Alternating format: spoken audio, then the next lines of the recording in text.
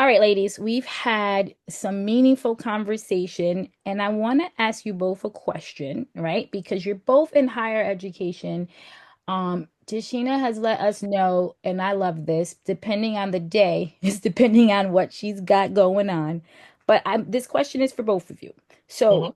because social media can be a double-edged sword, right? It can make or break us. I am learning it in my nice, right, forever 30 age. We talked about this on how to even use it to work in our benefit. But if we want to reach the early careers, like we can probably all agree that you need to be on social media. That is where the lesson and the message is getting across. So, how can students and professionals use it to expand their network with intention? And I want you to emphasize on that word intention. Whoever wants to go first. I can only because, and this is Tashana Garner. It's interesting to me the way that students choose to utilize the platforms that they regularly engage in, Mm. because they often forget that it is permanent, right? So even if they're using a short form platform like TikTok or Snapchat or one of those that they really seem to enjoy, somebody's taking a snap, they're taking a screenshot, they're taking a picture. It doesn't matter if you decide 2 seconds after you put it up. I guarantee you somebody has probably either already seen it or grabbed it in some way, shape, or form to be able to remind you of it later on. Mm. And so that way it is absolutely permanent, and students forget that. I have a teenage son who is the light of my life, who is in high school. And we talk about his online presence on a regular basis because I want him to be able to use it to highlight the positive things that he's doing. And normally he doesn't post anything. The only platform that he uses is Twitter, right?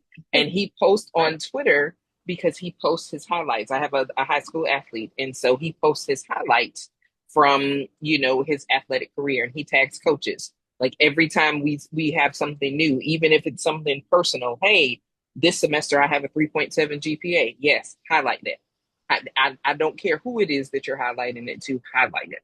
And so he doesn't post personal things, and that's very intentional for us because we don't want anything negative to follow him. Is that It's because also he one of the, has a momager?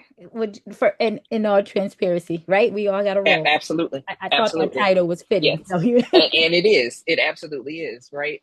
And so we are very intentional with what he decides, that he, even stuff that he responds to, like from his friends, if it's something that might be seen as controversial or like will have a negative impact in some way, shape, or form, y'all can have those conversations personally and privately.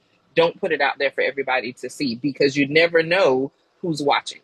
And in his mind, he wants to catch the eye of the best possible prospects as far as college is concerned. So we're not doing anything negative in any way, shape, or form. If you want to joke around with your friends when you guys are hanging out in the locker room or hanging out after a game or what, or meet or whatever, that's fine. We don't want the world to see that, because you never know how the tide is going to change later on. And it's one of the things that Dr. Coleman and I stress to our students on a regular basis with the students that we work with on our own campus. Hey, we can see what you're doing. Are we looking at you intentionally? No. But when other students have an issue with what you post, that can follow you. And that impacts their ability to be able to lead in certain aspects. And if we're talking about leading, that is one of the most important things that we can mention. If you want a leadership position in any organization that they choose to participate in, they need to be conscious of that.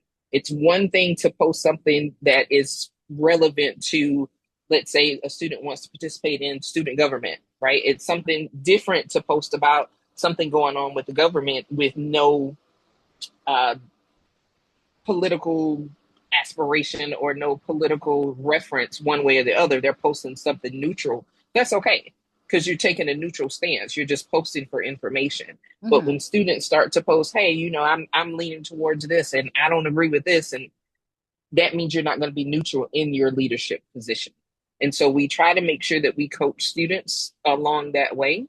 If you want to be in leadership, you got to be neutral about some things, because you're going to have folks that lean either to the left or to the right, and not just politically, but in any viewpoint. So that's something that we try to make sure that we coach our students with. And social media is one of the ways that they do that the most.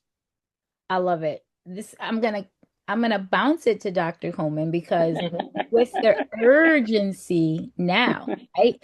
Because that message is clear, and you guys are, again, I love how you're leading intentionally, but with the urge to go viral and the fame that comes from it, how do we still get that message across? Like, how are we creatively, like, you've seemed to have done a great job, and is maybe it because your son isn't on so many platforms? Like, how do we get that message across with the glitz and the gram to go viral? That's a very good point, and I think Tashania hit so many kind of poise points, the things that we don't stop for and think about as they're doing it. Because as we know now, the group that we're dealing with, or the age range we're dealing with now, they very much like to be in the moment.